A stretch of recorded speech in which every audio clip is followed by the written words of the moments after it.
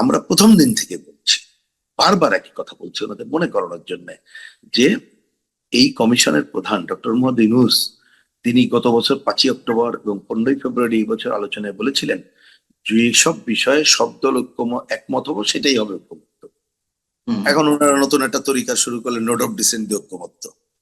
তা আমরা তারপরেও বললাম যে কেউ যদি নোট অফ ডিসেন্ট দিয়ে মেনে নেয় আমরা তো আর জোরাজুরি করতে পারবো না, কিন্তু কতগুলো আদর্শিক বিষয় আছে এখানে। তো যদি 30টা দল বলেন তো 30 আদর্শ, এটা তো ঐক্য হবে না। তাহলে তো ওই সব দল বাদ দিয়ে আপনার মত গ্রহণ করতে হয়, তা সেটা তো গণতন্ত্র হয় না। সুতরাং আদর্শের বিষয়ে ঐক্যমত্য করার চেষ্টা করবেন না। ওনারা যদি এখনো ওই পথ থেকে সরে না আসেন তাহলে আমি জানি না এর ভবিষ্যৎ কি হবে।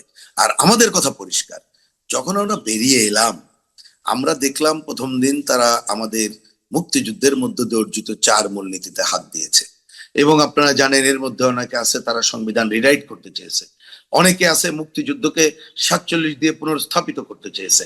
মানে এদের উদ্দেশ্য নিয়েই তো নানা প্রশ্ন রয়ে গেছে, শুধু মুখে না। আপনি সংবিধান সংস্কার কমিটি যে রাইট আপটা করেছে এটা পড়েও দেখতে পারেন, এই আলোচনাগুলো আরো সামনে আসতে হবে। যাই হোক, তা সেই জায়গায় ওনারা আমাদের কথা না শুনে শেষে যখন আমাদের 4 মূলনীতিকেও আমাদের বিবেচনায় যে কথার মার প্যাচে, সময়ের মার প্যাচে, লেখনির মার প্যাচে আমরা যেটা বুঝেছি যে ডিফ্যাক্টো আমাদেরকে যেন সবাই মিলে প্রায় একমত হচ্ছি, যাচ্ছে 4 মূলনীতি বিষয় যা হয় থাকুক, আকাশে উড়াই দিলাম, শব্দটা আমি ওই দিন বলেছে বলে বলি, আমরা পরিষ্কার করে বুঝেছি। তাহলে এই অবস্থা বহাল থাকলে আমরা এটাকে পুরোপুরি বর্জন করলাম।